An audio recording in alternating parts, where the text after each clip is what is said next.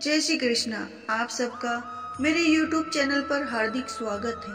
आज मैं आपको अमावस्या के दिन सुनने वाली कथा सुनाऊंगी। हिंदू धर्म में अमावस्या का बहुत महत्व होता है। अमावस्या के दिन पूर्वजों का तर्पण और उनके नाम का दान करने का महत्व है। अमावस्या के दिन भगवान शिव और माता पार्वती की उपासना की जाती है और इस दिन अमावस्या की व्रत कथा सुनने का बहुत शुभ माना जाता है। अमावस्या के दिन पवित्र नदी में स्नान करना चाहिए, साथ ही इस दिन दान भी करना चाहिए। अमावस्या के दिन भगवान शिव और माता पार्वती की उपासना की जाती है और इस दिन पीपल के वृक्ष की उपासना की जाती है। धार्मिक मान्यता के अनुसार पीपल के वृक्ष में देवी देवताओं का वास होता है, इसीलिए इस दिन पीपल के पेड़ में जल अर्पित करने से सभी मनोकामनाएं पूरी होते हैं। कहते हैं कि अमावस्या व्रत कथा का विशेष महत्व है, तो आइए सुनते हैं अमावस्या व्रत कथा। पुरी नामक नगर में एक देवस्वामी नाम का ब्राह्मण रहता था। उसकी पत्नी का नाम धनवंती और पुत्री का नाम गुणवंती था। उसके 7 पुत्र थे। देवस्वामी ने 7 पुत्रों का विवाह करने के पश्चात अपनी पुत्री के विवाह के लिए योग्य वर की तलाशी हेतु अपने बड़े लड़के को बाहर देश भेज दिया। इधर देवस्वामी ने अपनी पुत्री गुणवंती की कुंडली एक ज्योतिष को दिखाई। ज्योतिष ने गुणवंती की कुंडली देखकर कहा कि सप्तपदी होते होते ये कन्या विधवा हो जाएगी। यह बात सुनकर देवस्वामी अत्यंत दुखी हुए और ज्योतिष से इस योग के निवारण का उपाय पूछने लगे। ज्योतिष ने उपाय बताया कि इस योग का निवारण सिहल द्वीप वासिनी सोमा नामक धोबिन को घर बुलाकर उसकी पूजा करने से ही संभव होगा। यह सुनकर देवस्वामी ने अपने सबसे छोटे बेटे को अपनी पुत्री सोमा को धोबिन को घर लाने के उद्देश्य से सिहल द्वीप जाने के लिए रवाना किए।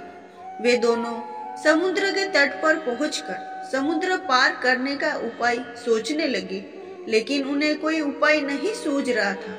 थक हार कर दोनों भाई बहन भूखे प्यासे एक वट वृक्ष की छाया में उदास होकर बैठ गए। उस वृक्ष के तने की एक खो में गिद्ध के बच्चे रहते हैं। वे दिन भर इन दोनों को परेशान होते हुए देख रहे थे। शाम को बच्चों की माँ उनके लिए कुछ आहार लेकर आई और उन्हें खिलाने लगी, लेकिन गिद्ध के बच्चों ने कुछ नहीं खाया और अपनी माँ से कहा, इस वृक्ष के नीचे आज सुबह से 2 भूखे प्यासे प्राणी बैठे, जब तक वे नहीं खाएंगे तब तक हम नहीं खाएंगे। बच्चों की यह बात सुनकर उनकी माँ गिद्धनी को दया आ गई।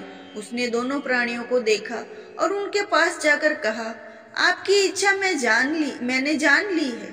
आप लोग भोजन करें।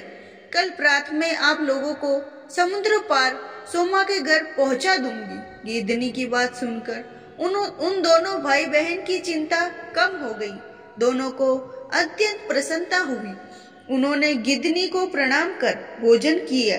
प्रातः होते होते गिद्धनी ने उन्हें सोमा के घर पहुंचा दिया। वे दोनों पास के ही जंगल में झोपड़ी बनाकर रहने लगे।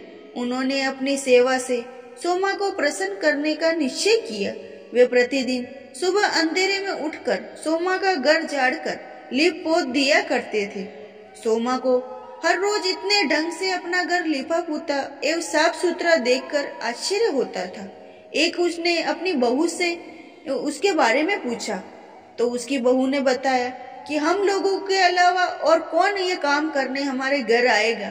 परंतु सोमा बहुओं की तरह बात पर विश्वास नहीं हुआ और उसने एक दिन सारी रात जाकर घर की सफाई का सारा रहस्य जान लिया। यह जानकर बड़े दुख हुआ कि उसके घर की सफाई एक ब्राह्मण कन्या और उसका भाई करता था। उसने इस तरह सेवा करने का कारण पूछने पर भाई ने सोमा को सारी बात बताई, जिसे सुनकर सोमा ने कहा, आज से तुम लोग ये काम करना छोड़ दो। मैं तुम लोगों को साधना और सेवा से प्रसन्न हूँ, विवश हूँ। अब तुम्हारी सेवा किए बिना मुझे विश्राम नहीं मिल सकता। सोमा उनके आग्रह पर दोनों के साथ घर जाने के लिए तैयार हो गई। प्रस्थान करते समय उसने अपनी बहू से कहा, यदि मेरी अनुपस्थिति में किसी की मृत्यु हो जाए, उसके शरीर को नष्ट न करना। क्षण भर बाद दोनों अतिथियों के साथ वह कांचीपुरी पहुंच गई। दूसरे दिन गुणवंती का विवाह संपन्न हुआ और सप्तपदी होते होते उसके पति की मृत्यु हो गई। सोमा ने अपने सचित पुण्य का फल गुणवंती को दान कर उसके पति को जीवित कर दिया और उन्हें आशीर्वाद देकर सिंहल द्वीप के लिए रवाना हो गई। सचित पुण्य क्षीण होने से सोमा के पुत्र, दामाद और पति की घर में मृत्यु हो गई। ये जानकर नया पुण्य सचित करने के उद्देश्य से वह रास्ते में एक जगह रुकी। नदी के तीर पर स्थित एक पीपल के वृक्ष की छाया में भगवान विष्णु का पूजन किया और पीपल के वृक्ष की 108 परिक्रमाएं की। इतना करना था कि सोमा के पुत्र, दामाद और पति जीवित हो गए और उसका घर धन धान्य से भर गया। इस प्रकार निष्काम भाव से सेवा करने का उत्तम फल सोमा को प्राप्त हुआ। अंत सभी को कथा से यह शिक्षा लेनी चाहिए। यही इस व्रत का लक्ष्य है और ये कथा यही समाप्त होती है।